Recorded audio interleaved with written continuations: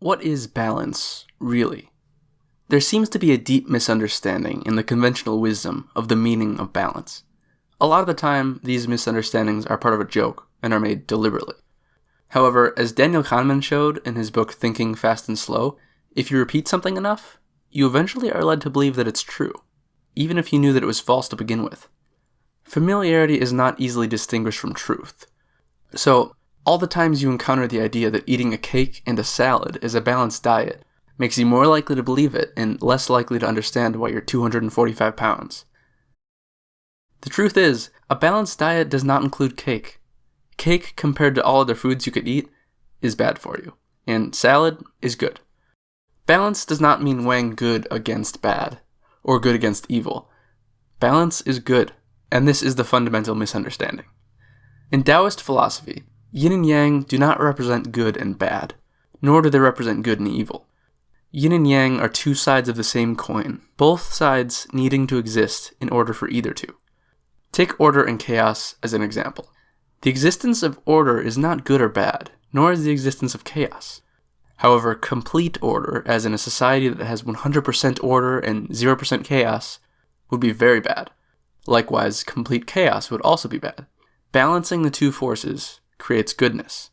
So, goodness is not necessarily found in the individual pieces, but in the ideal arrangement of those pieces. My thinking on this topic has led me to two ways of viewing balance: the interior way and the exterior way. Interior balance only has to do with the individual, balance within yourself, both physically and metaphysically. Everything has a point where it becomes bad for you. That point is in a different place depending on what it is. Interior balance is about finding that place and not crossing it. It's not about canceling out bad things with good things like cake and salad. It's about avoiding the places where things become bad on either side of the metaphorical balance beam. And this might mean avoiding a thing entirely, when there's no place where it can be good for you, like with smoking. Reading is good for you, generally speaking, but reading so much that it's making you never talk to anyone or leave your house is bad for you. Never reading and dramatically reducing your exposure to new ideas and words and not practicing your verbal skills is bad for you.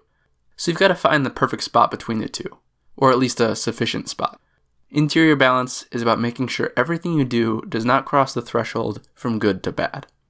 In the case of diet, a balanced diet means eating a wide array of foods that are good for you in different ways, so that you take in the optimal amount of nutrients while avoiding excess. A balanced diet is not a steak in one hand and kale in the other, nor is it an apple in one hand and an apple in the other, as some people like to joke.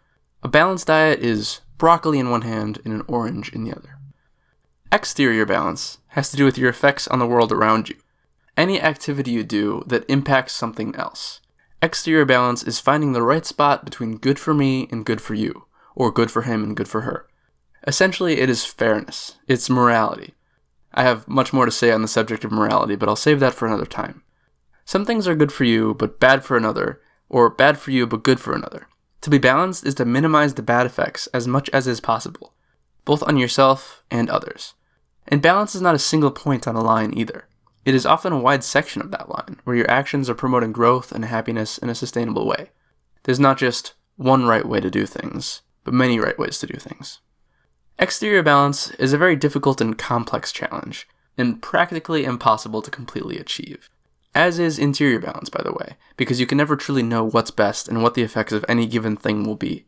In this sense, true balance means perfection, which is unattainable.